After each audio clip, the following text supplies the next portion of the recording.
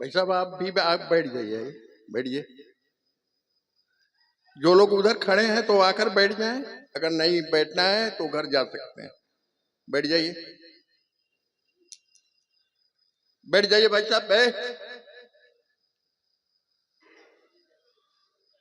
कश्ती का तलबगार ना खुदा नहीं, कश्ती पर बैठने का सलीका भी चाहिए। आप बैठ जाइए।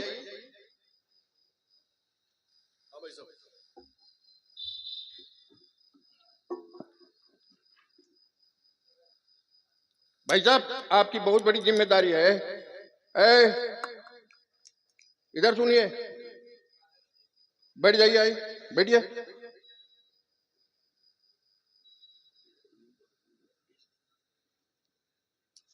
प्रणाम करता हूं।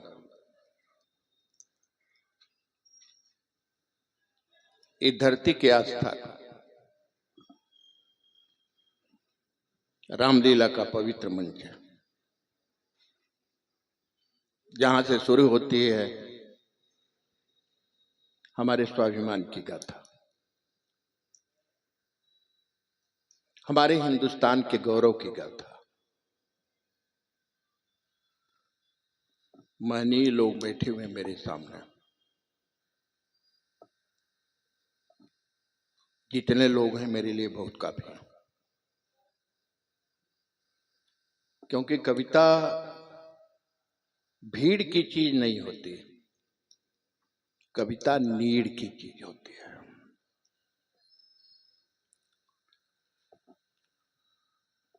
प्रबुद्ध मंच है,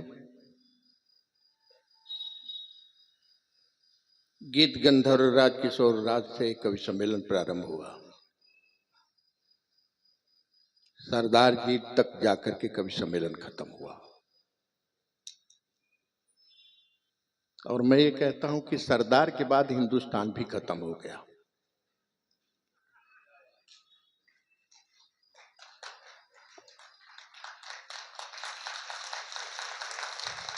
बहुत बारीक टिप्पणी आपके बीच में मैं कर रहा हूं।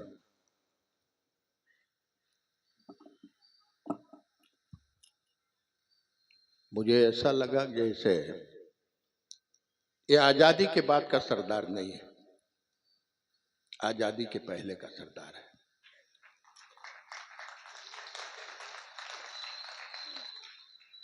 सरदार प्रताप फौजदार नहीं, ये भगत सिंह है। हंसा हंसा करके लोगों को पागल कर दिया। इसी तरह से हंसते हंसते फांसी के फंदे तक झूल गए थे सरदार भगत सिंह।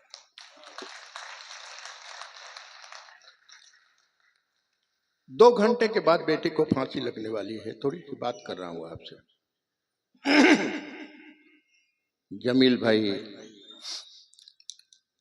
जो जिनको मैं सूफी संत मानता हूं और रात को नफासत की धरती मानता हूं,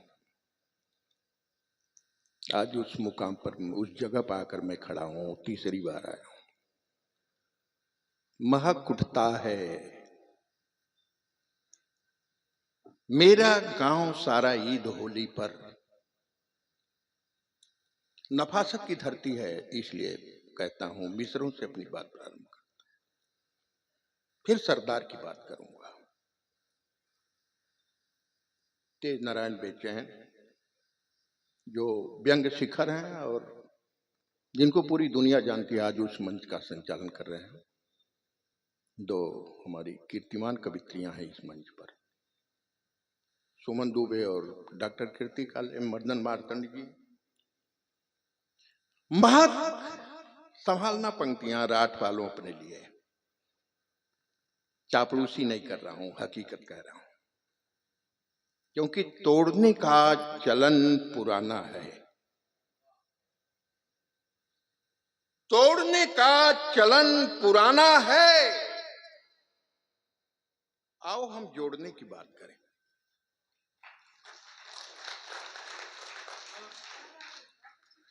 तोड़ने का चलन पुराना है, आओ हम जोड़ने की बात करें। और वतन पे जब प्रहार होता हो तो कफन ओढ़ने की बात करें। वाह वाह वाह वाह वाह। क्योंकि मित्रों वह देश जीवित नहीं रहता जिस देश के शहादत को गाली दी जाती हो। हमारे हिंदुस्तान ने शहादत को गाली दी। भैया शांत रहो, फोन करना हो बाहर जाओ भैया। बुंदेलों की धरती है। जब मां भारती के भरत पुत्रों की कातरबाणी अंग्रेजी हुक्मरानों तक पहुंचने से पहले टेम्स नदी के कल कल ध्वनि में जाकर विलीन हो गई, तो बुंदेलों ने अपने बधू के हाथ में चमकती हुई तलवार थमा दी थी और चूड़ियों की जगह तलवारों की झंझनाहट से चंबल और बेतवा की उपत्यका गूंज उठी थी। आज उन्हीं बुंदेलों के बीच में हूं, तब कहता हूं कि तोड़ने का चलन पुराना है। हमारी शहादत को गाली दी गई। उत्तर प्रदेश की एक नेत्री ने शहीदे नाज भगत सिंह और चंद्रशेखर आजाद को उग्रवादी कहा। सही है। मैं बुंदेलों की धरती पर खड़ा होकर के मातृशक्ति से एक बात मांगता हूं, एक वरदान मांगता हूं, कहना चाहता हूं, मां को उनकी ताकत का एहसास कराना चाहता हूं और कहना चाहता हूं। कविता प्रारंभ करता हूं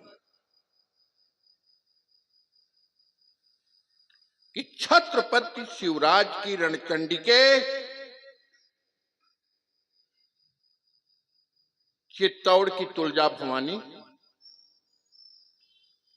छत्रपति शिवराज की रणचंडी के चित्तौड़ की तुलजा भवानी, क्यों लुप्त होती जा रही बलिदान की गाथा पुरानी। देख तेरे पुत्र गांधी के जिगर में आज तक गोली फंसी है। देख तेरे पुत्र गांधी के जिगर में आज तक गोली फंसी है। राजगुरु सुखदेव बिस्मिल भगत सिंह की आज तक गर्दन कसी है। रक्त में डूबे हुए इतिहास के पन्ने गवाही दे रहे हैं। खोपड़ी में चंद्रशेखर की जहां गोली धंसी है। रक्त में डूबे हुए इतिहास के पन्ने गवाही दे रहे हैं। खोपड़ी में चंद्रशेखर के जहां गोली धंसी है। और खींच ले मां सिर फिरी वाचाल महिला की जुबां को, खींच ले मां सिर फिरी वाचाल महिला की जुबां को।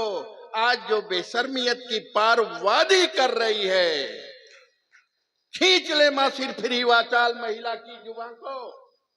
आज जो बेशर्मियत की पार वादी कर रही है, मूक बनकर सुन रहा लानत है तुझ पे देश मेरे। 4 दिन की छोकरी तेरे शहीदाने वतन को उग्रवादी कह रही है। 4 दिन की, आशीर्वाद कम है, बहुत बड़ी बात कह रहा हूं। 4 दिन की छोकरी तेरे शहीदाने वतन को उग्रवादी कह रही है। भगत सिंह की बात। 2 घंटे के बाद बेटे को फांसी लगने वाली है। मां पहुंचती है भगत सिंह से भेंट करने के लिए। मां का हाथ भगत सिंह के गालों पर है। मां रो रही है। भगत सिंह कहता है तू रो रही है मां, आज तेरा बेटा तेरे दूध की लाज रखेगा। मां कहती है कि इतना सुंदर फूल इतनी जल्दी मुरझाने के लिए आया था। बेटे भगत, अभी तूने जीवन में देखा ही क्या है।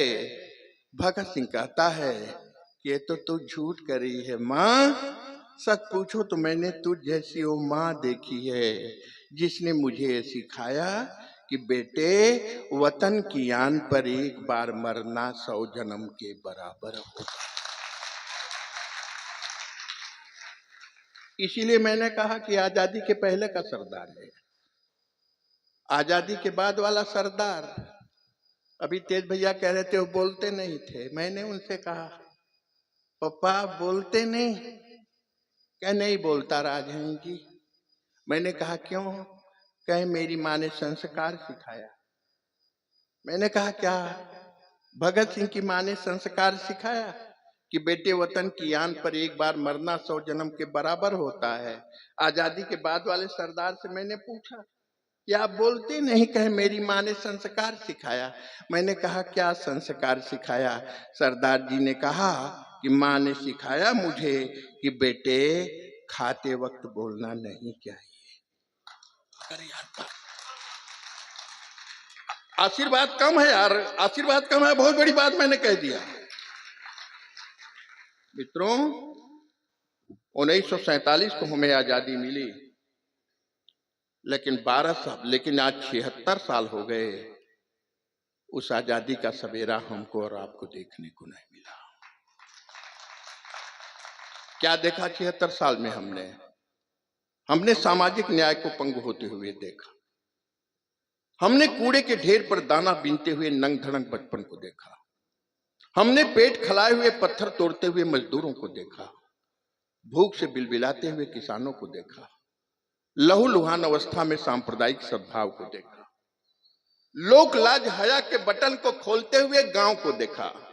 संस्कार और संस्कृति के जिसमें नुकीले दांतों को गड़ाए हुए पाश्विक प्रवृत्ति को देखा। गाली खाते हुए इतिहास को देखा।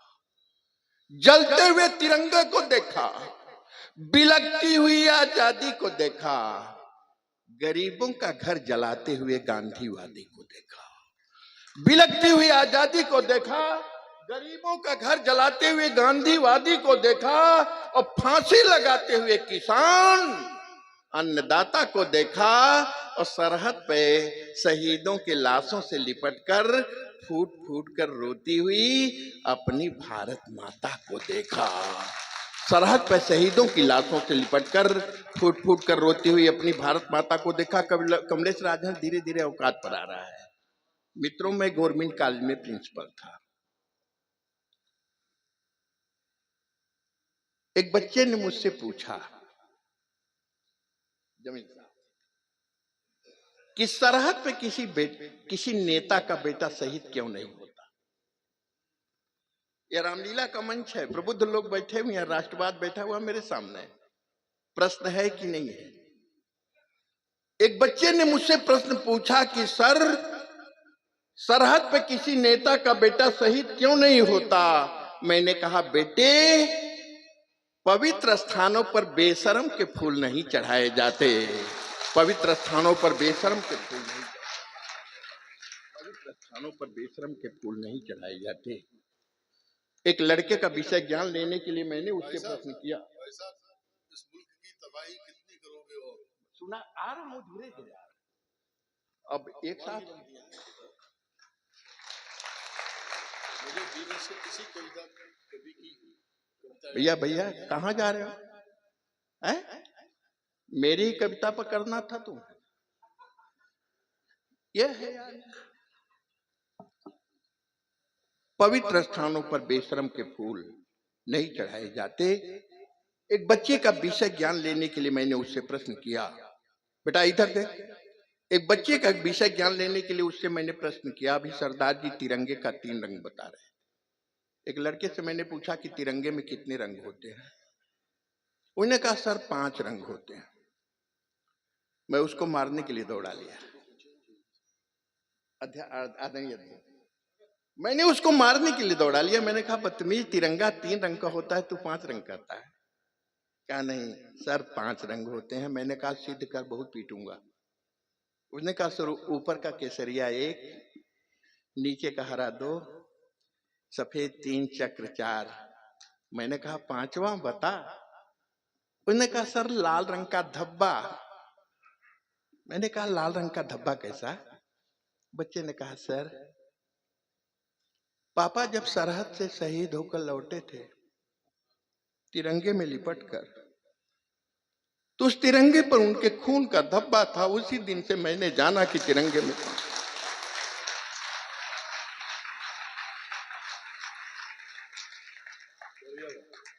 कितना सम्मान किया हमने शहीदों का। एक जलता हुआ सवाल उठाता हूं राठ के राष्ट्रभक्त लोग कि सरहद पे जो लहू बहा, उसका प्रतिदान कौन देगा?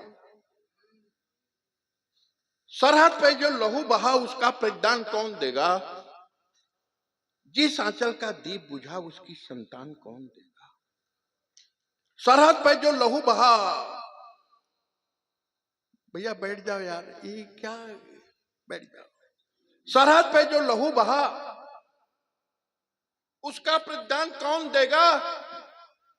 जिस आंचल का दीप बुझा उसकी संतान कौन देगा? जिन बहनों की लाज लुट गई उनका मान कौन देगा? जिन मांगों की जोत बुझी उनको दिनमान कौन देगा? जिन मांगों की जोत बुझी उनको दिनमान कौन देगा? बिलख रहे बच्चों के होठों पे मुस्कान कौन देगा? जूझ गया पापा बिटिया का कन्यादान।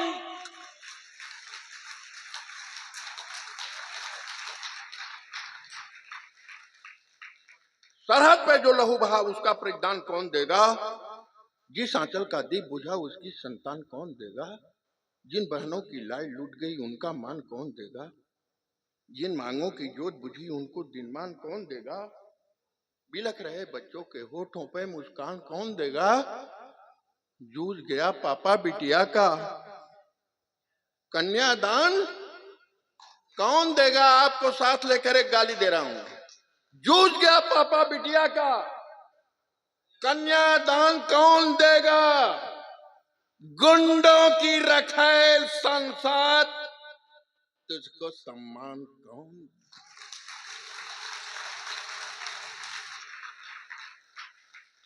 गुंडों की रखेल संसद तुझको सम्मान कौन देगा? खुद गर्जों के हाथों में पुरखों की आंख कौन देगा?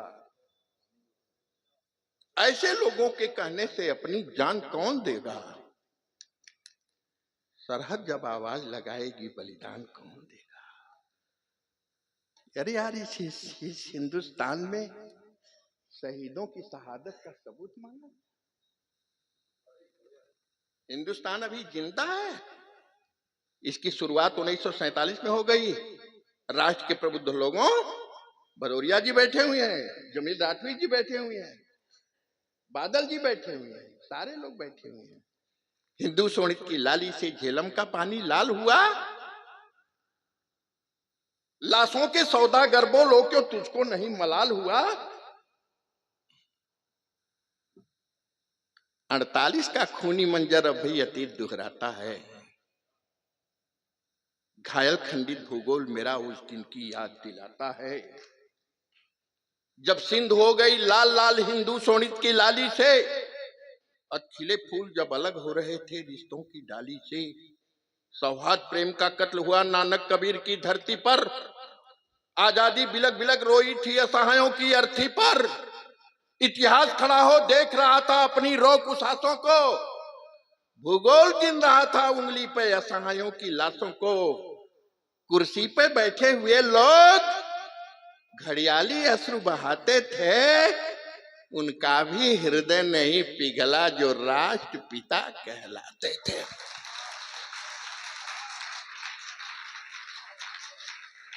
कुर्सी पर बैठे हुए लोग घड़ियाली अश्रु बहाते थे। उनका भी हृदय नहीं पिघला जो राष्ट्रपिता कहलाते थे। लाशों को सिरहाने रखकर तभी जननायक सोया था। केवल पटेल सा राष्ट्रभक्त सिर पीट पीट कर रोया था। भाई वाह वाह। लाशों को सिरहाने रखकर तभी जननायक सोया था। केवल पटेल सा राष्ट्रभक्त सिर पीट पीट कर रोया था। जमील राठवी जैसा राष्ट्रभक्त यहाँ पर बैठा हुआ है। दो पंक्ति दे रहा हूं, अगर पंक्ति सच हो ताली मैं नहीं मांगता। अगर पंक्ति से कविता का प्रजातंत्र है मेरे सामने, दो पंक्ति में अगर मैंने राष्ट्र के चरित्र को उद्धृत कर दिया हो तो मंच से लेकर यहां से लेकर वहां तक मेरे लिए नहीं, अपने लिए, बलिदानियों के लिए आप आशीर्वाद दीजिएगा। बंटवारा क्यों हुआ? जमील साहब आपका आशीर्वाद मांगता हूं, क्योंकि आप नफासत की धरती के हैं। महक उठता है मेरा गांव सारा ईद होली पर, मुहर्रम पर बड़ी तादाद में मातम मनाते हैं, और सियासत का लगा चश्मा न मेरे गांव को देखो, यहां रिजवान भोलेनाथ का कांवर बनाते हैं। यह राज केवल पटेल सर राष्ट्रभक्त सिर पीट पीट कर रोया था। चेतन भैया, 2 पंक्ति दे रहा हूं। केवल पटेल सा राष्ट्रभक्त सिर पीट पीट कर रोया था, दोगली सियासी साजिश ने लाखों लोगों को मारा था। वाह, दोगली सियासी साजिश ने लाखों लोगों को मारा था। जो 2 टुकड़ों में देश बटा और सत्ता का बंटवारा था। दोगली सियासी साजिश ने लाखों लोगों को मारा वाह, था। वाह, वाह। जो 2 टुकड़ों में देश बटा और सत्ता का बंटवारा था। अच्छी क्योंकि बात। जब आजादी की जंग हुई तब सारा भारत एक रहा।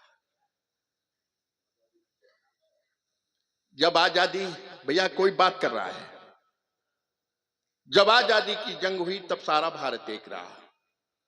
बंधुत्व भाव से रहते थे, व्यवहार हमारा नेक रहा। हम एक दूसरे के गम को मिलजुल कर बांटा करते थे। हम एक साथ दुख की रातों को मिलकर काटा करते थे। हम एक साथ मिलजुल कर सके सारा त्योहार मनाते थे। बाहों से बाहें मिलती थी, हम धन धन्य हो जाते थे। हम एक दूसरे की राहों में फूल वफा के बोते थे। हम कभी अलग जब होते थे तब फूट फूट कर रोते थे। जब शादी या निकाह में हर घर की महिलाएं जाती थी, जब दूल्हे के स्वागत में सब मिलजुल कर गीत सुनाती थी, जब हिंदू बहन विदा होती थी, मुस्लिम भाई रोता था। वो मंजर याद कीजिए कि जब कोई हिंदू कन्या विदाई के लिए सुहाग चौक पर बैठती थी, तो अमीना नाम की कोई चुड़ियारी चाची आती थी। वो बिटिया की कलाइयों को हरी हरी चूड़ियों से भर देती थी।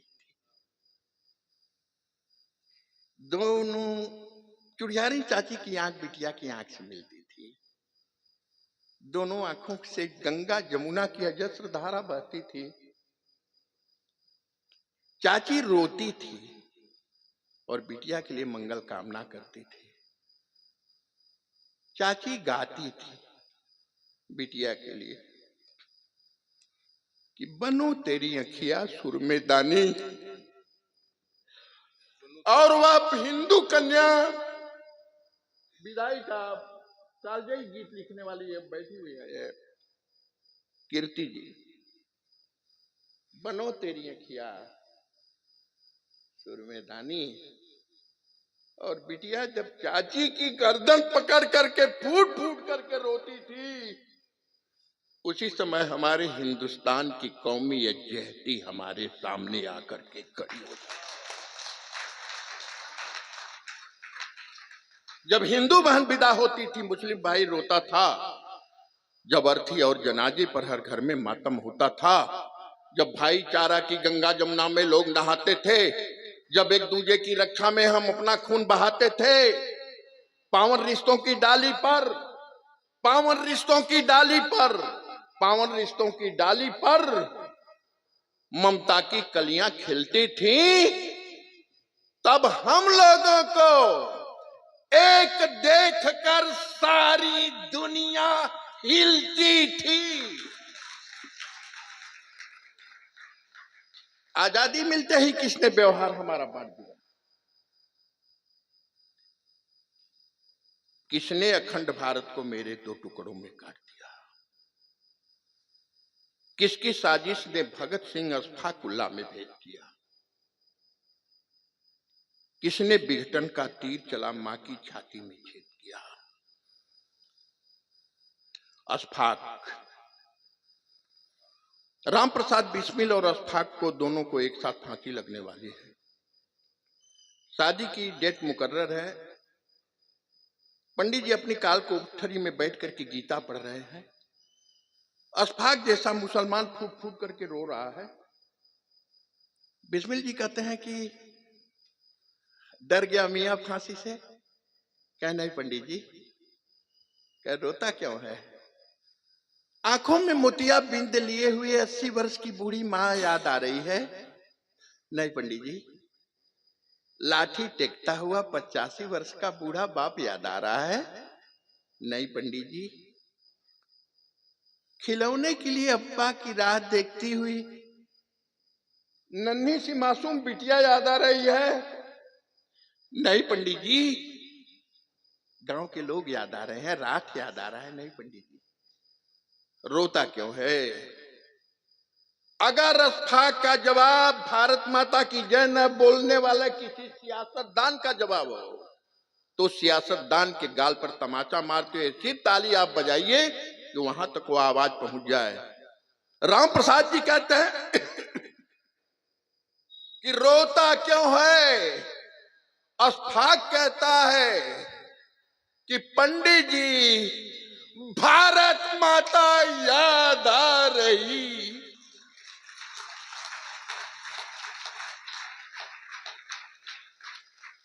रोता क्यों हो? भारत माता याद आ रही है। रोज शाम देती है, रोज सुबह देती है। जिंदगी तैर सके ऐसी सतह देती है। मेरी ये माता मेरे देश की मिट्टी यारों, बाद मरने के भी सीने में जगह देती है।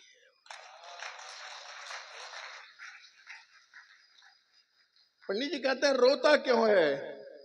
अथाक कहता है कि पंडित जी, तुम हिंदू हो, तुम्हारे मजहब में बार बार जन्म लेने की बात कही गई है। तुम बार बार आओगे, माँ के लिए अपनी शहादत दोगे। मैं मुसलमान हूं, मेरे इस्लाम में केवल एक बार आने की बात कही गई है। मैं हिंदुस्तान की धरती पर फिर नहीं आऊंगा, माँ से दीदार नहीं होगा, इसलिए मैं रो रहा हूं। कहाँ गया हिंदुस्तान? सिसक रही असहायों की लाशों पर मिली हुई आजादी। भूख बिलकती है बच्चों की सुलग रही सारी आबादी। एक दृश्य मैंने देखा, 12-12 फुट के 2 लंबे बांस लगाए गए थे। एक मदारी था, उसकी 7 साल की लड़की थी। मदारी ढोल बजा रहा था। उसकी लड़की 12 फुट वाले लंबे बांस पर 7 फुट का बांस लेकर के, और उस पर वह नाच रही थी, घुंघरू बांध करके पैर में। लोग ताली बजा रहे थे। बिटिया नीचे उतरी। मैंने कहा, बिटिया, 12 फुट की ऊंचाई पर 7 फुट का लंबा बांस लेकर के, पैर में घुंघरू बांध करके, अब जब तू नाचती है तो तुझे डर नहीं लगता क्या? बिटिया ने कहा कि बाबूजी, जब भूख लगती है तब डर नहीं लगता।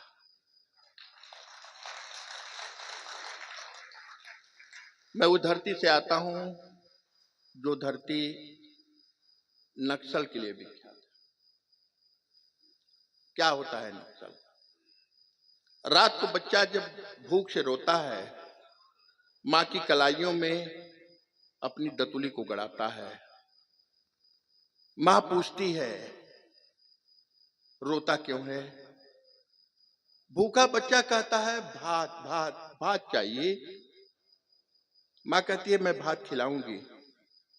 चूल्हा जलाती है, डेग रखती है। डेग में बच्चे की निगाह बचा करके कुछ कंकड़ के टुकड़ों को ले आती है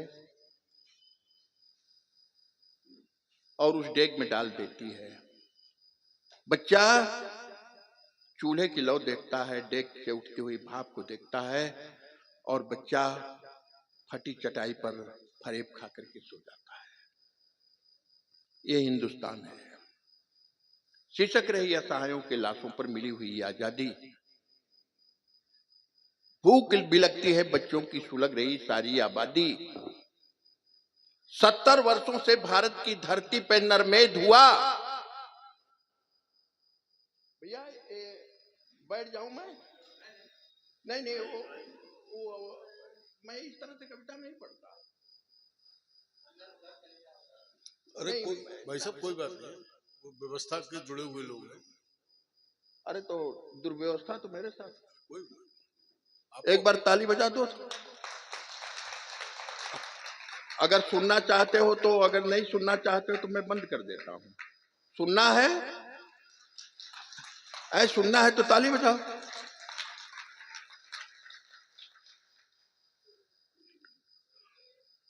आप भी जा रहे हो भैया? ठीक है, अगली बार मैं आऊंगा।